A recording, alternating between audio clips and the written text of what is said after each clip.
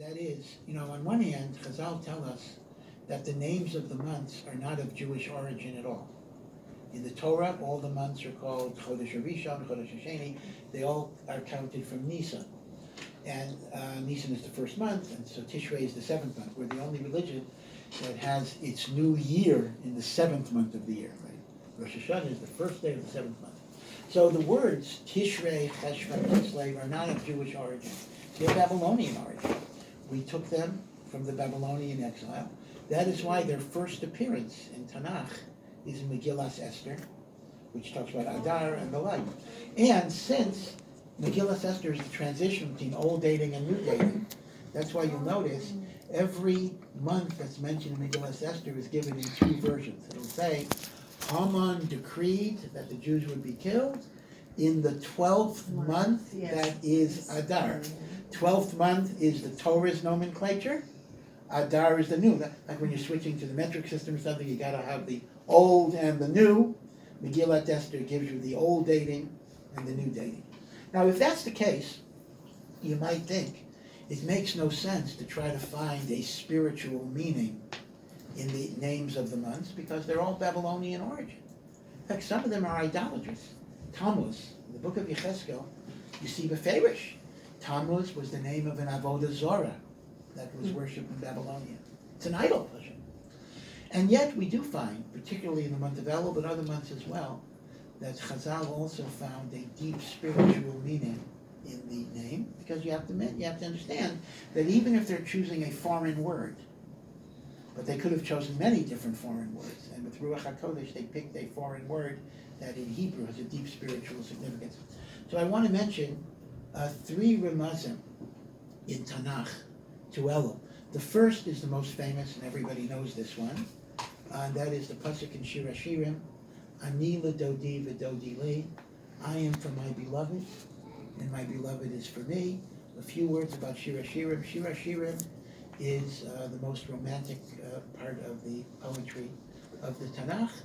It describes the passionate relationship of a shepherd and a princess, and the fact that they meet surreptitiously, they meet in hiding when nobody's around, and sometimes the shepherd is looking for his princess and she plays hard to get, and sometimes the princess is looking for the shepherd and he's not available. And there is, frankly, erotic, romantic language, ad kedei kach, that there were sages of the Chachamim who wanted to ban the Song of Songs. They said it doesn't belong in the Bible, it's love poetry. It almost got banned, it almost got consigned to oblivion. Rabbi Akiva was the one who redeemed Shir Hashirim, because Rabbi Akiva convinced the other Chachamim that if all of the songs are Kadosh, Shir Hashirim, the Song of Songs, is Kodesh Kedoshim, because it is all a mashal. It is a mashal of the passionate, fiery, stormy love that exists between the Jewish people and HaKadosh Baruch Hu. And therefore it is a metaphor, and therefore it's in Tanakh. That's why the Art Scroll, if you ever look, this is still out, the Art Scroll Shir Hashirim translates it metaphorically, not literally. Actually, it's not a translation of that in that sense. So when the pasuk says, "My beloved has ravished me with kisses," so the Art Scroll translation will say, when God took us out of Mitzrayim, he did a lot of miracles. So you're reading the Art Scroll translation and you're saying, hey, what is so controversial about all of this? Now, this is an old attack on Art Scroll. This goes back to 1981 when they first did this. In fairness to Art Scroll, even though the translation is the metaphor, but at the bottom of the page, when they give the commentary, they do give you a literal translation. So they actually do put it in. And it's amazing, though. People knock Art Scroll with this. Even to this very day, I do some work for Jewish Action, the OU magazine. So they send me letters to the editor to see if I approve it or don't approve it, a little bit of censorship. So a guy wrote a letter, this is 2019, a guy writes a letter out of the blue attacking Art Scroll's translation of Shir Hashirim. I mean, get a life, as they say, this is almost 50 years old already. And the like. Okay, but be it as it may, in the context of this passionate, loving relationship, the princess, which is the Jewish people, declares, Ani l'dodi, I am pledging myself to my beloved, because my beloved has pledged himself to me. Ani l'dodi v'dodi li, first letter of those 4 words, spells out Elul. So the first message of Elul is about love. It's about God yearning for us to come back to Him. There's a famous mashal that the Alter Rebbe used, and Chabad uses this 1,000,000 times during the season, so you cannot have avoided this in any wall poster. This is called the time of Hamelech Basadeh. Very, very famous mashal. The whole year, Hashem is in His palace. You can approach Him, of course, but you need appointments. There's a protocol. But once a year, the king leaves his palace. He wanders in the field without security guards. Anybody who wants to approach him can approach him. This is Hamelech Basadeh. Therefore, as I said before, this type of tshuva is a joyous tshuva. The tshuva of coming together again.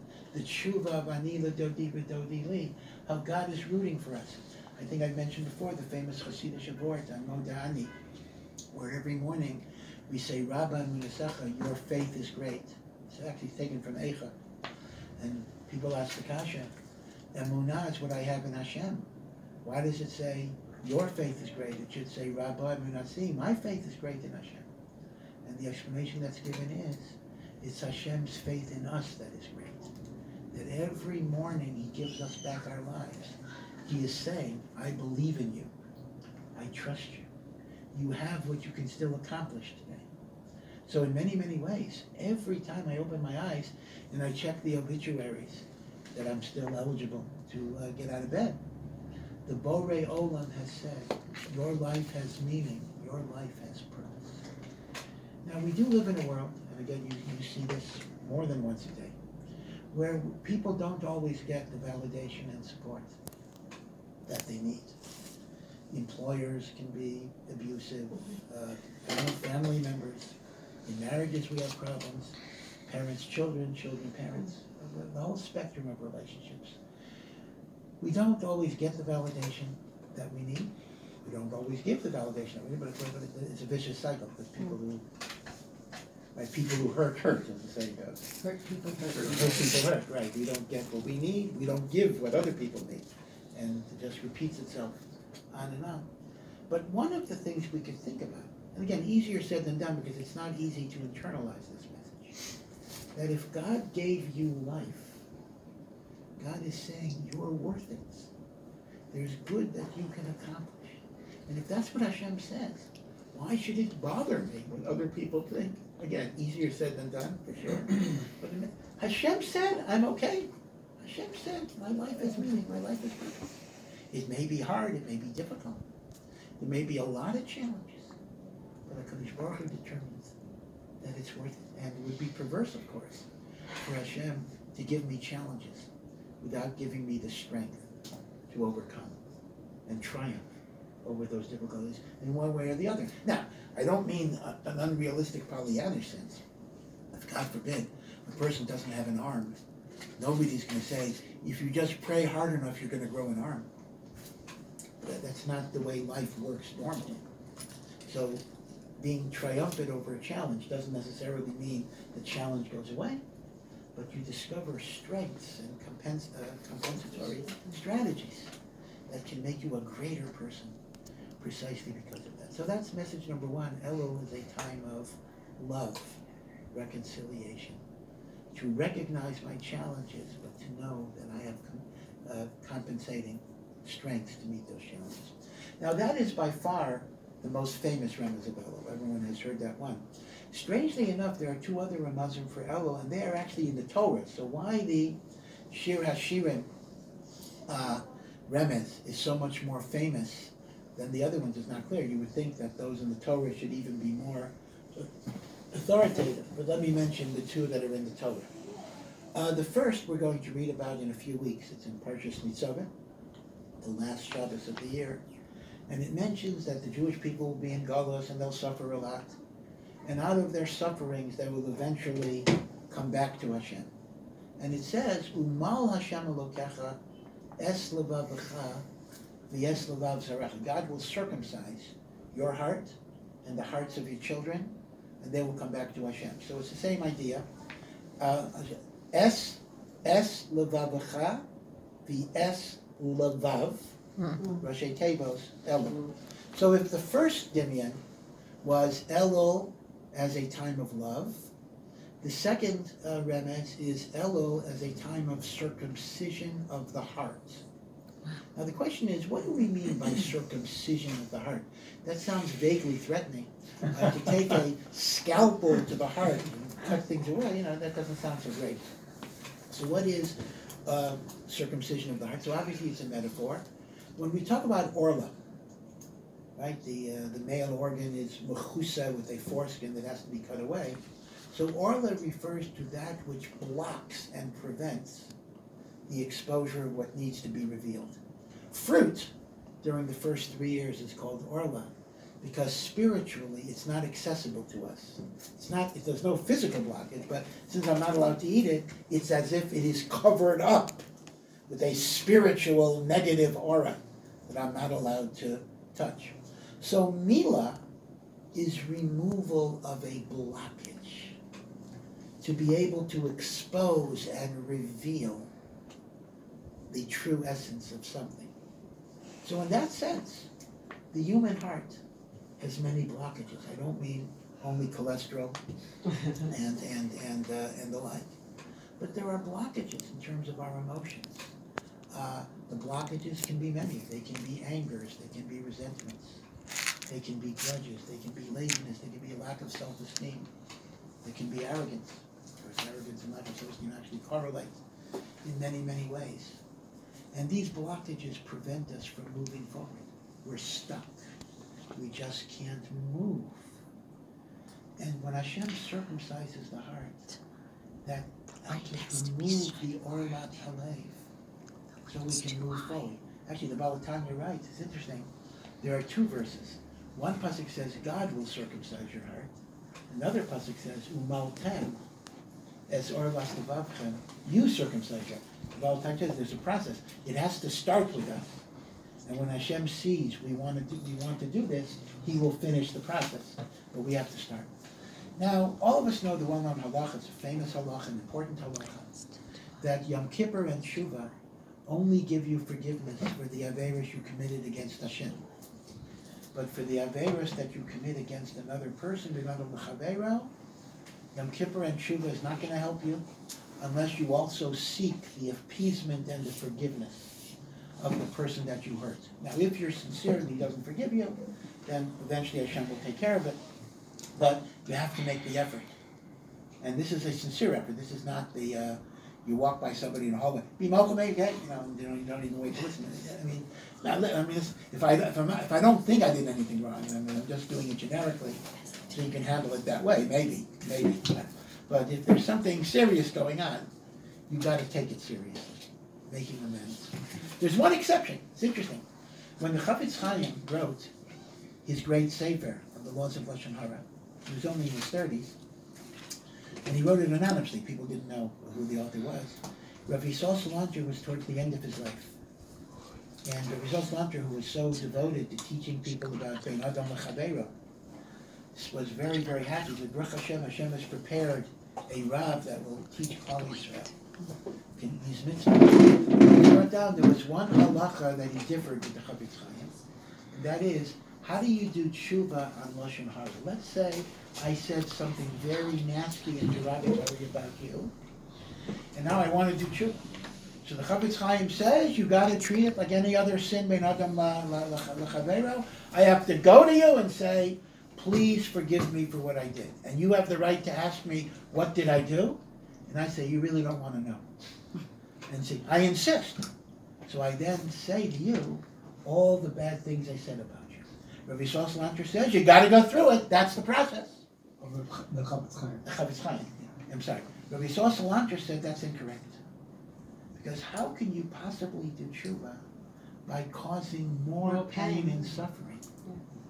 So in such a case, you certainly don't take what you did, and Hashem will forgive you if you really do tshuva.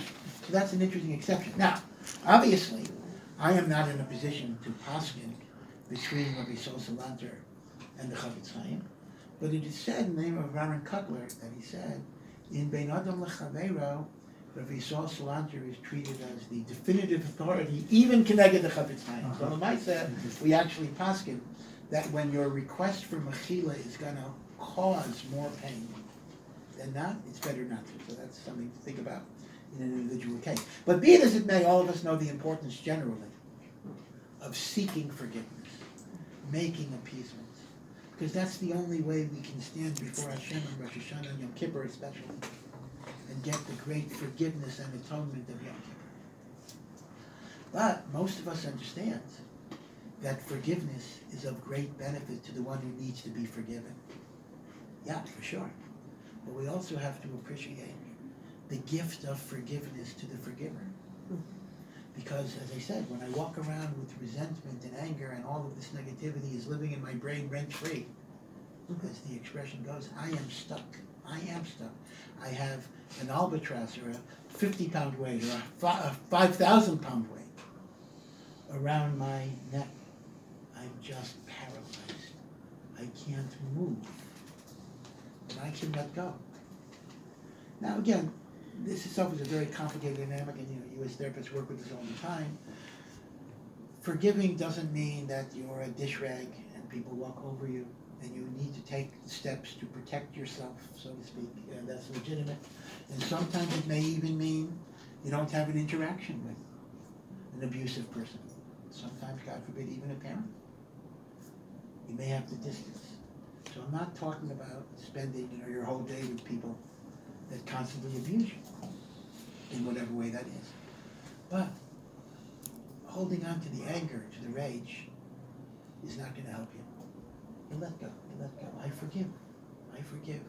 I understand that people have problems. I understand that people have backgrounds. I understand that people are sometimes, at least initially, not capable of those changes. I understand. And I let go. And when I let go, tremendous weight is off my heart. I can go on. I can go on without hate, without rancor. So we have to recognize that the concept of being mochel is not only for the benefit of the one who needs forgiveness. In fact, I saw a beautiful thing just the other day. I don't know where I saw it online, but it really hit me. It was a Yizkor prayer for the child of an abusive parent.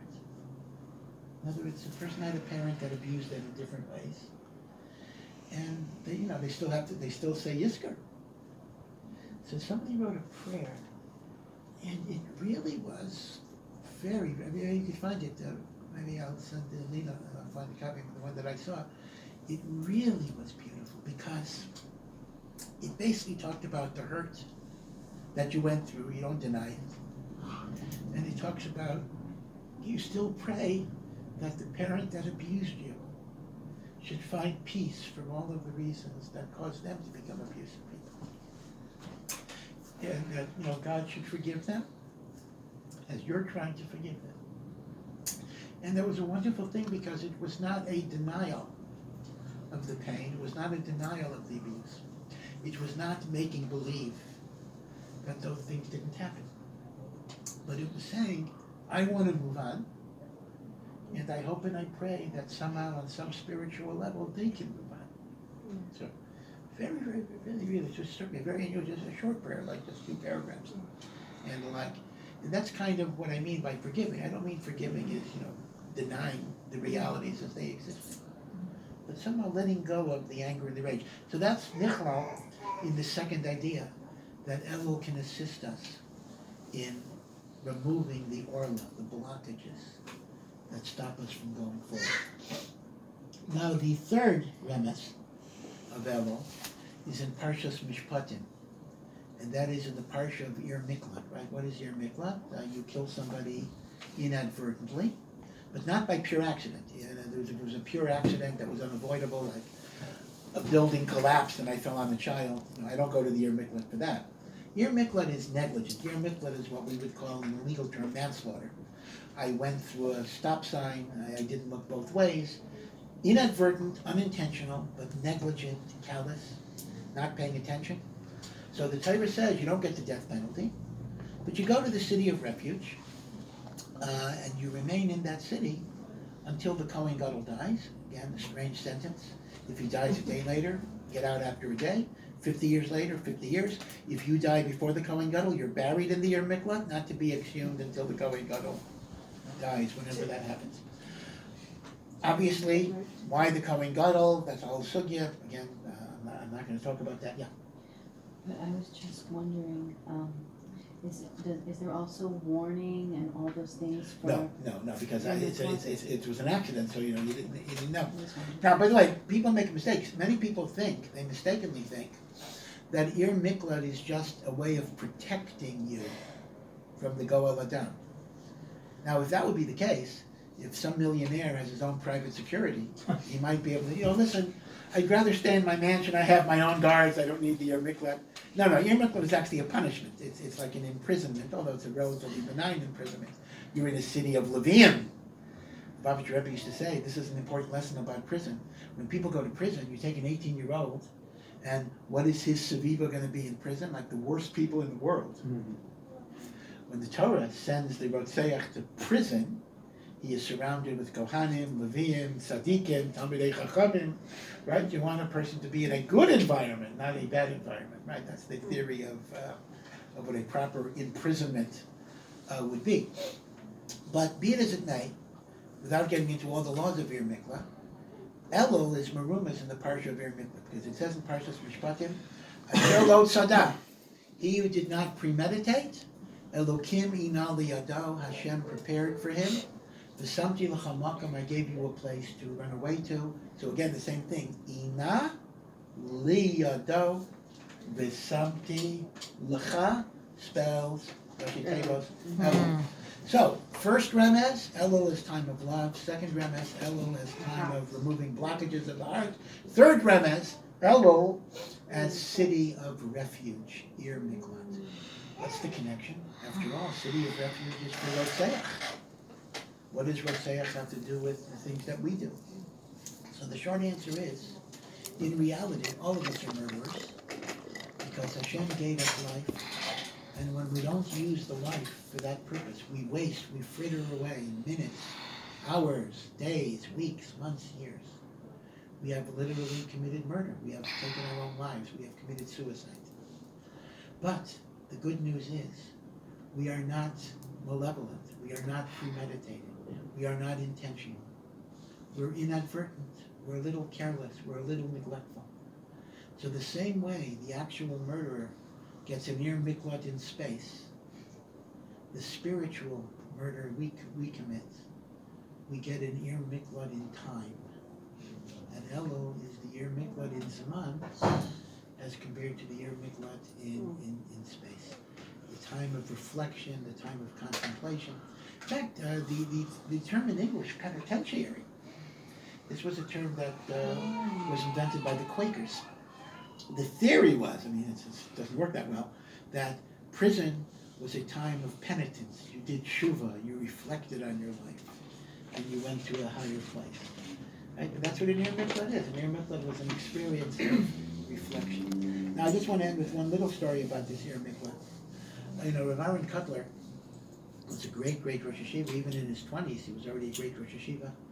And then came the World War II and the Holocaust, and he came to America during the Holocaust, and he spent the years until the war was over not running a yeshiva, but trying to rescue Talmidim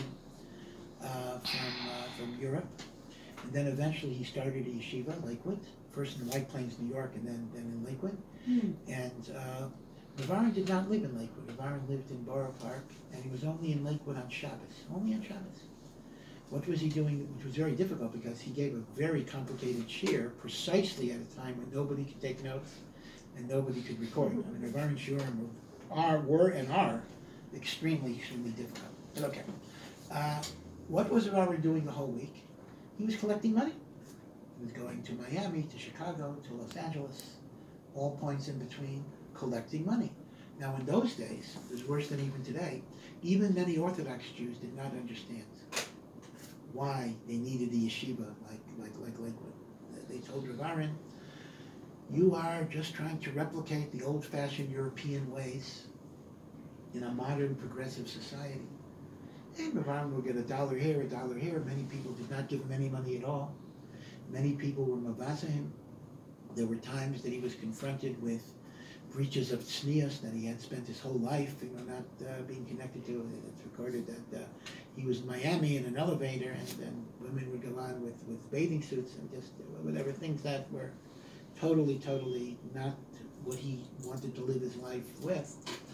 And one of his talmidim once asked him, Rebbe, you're such a tzaddik and such a gaon. Why does Hashem put you through the suffering, the frustration, the endless collecting of small amounts of money, the insults, the bizyonos, the exposure to corrosive elements in the environment? Why? Why you? Why would you have to go through this? So Rav Aaron said something very powerful and very sobering. He said, if somebody kills another person, shogeg, he has to go into exile. Your mikvah is called exile. The truth of the matter is, every teacher of Torah might have killed a student. Not in a physical way, but you crush a spirit. You don't give the person the chizuk that they need. They feel lonely, they feel excluded, they feel delegitimated. And Rav Aaron said that's a form of murder. You murder a spirit.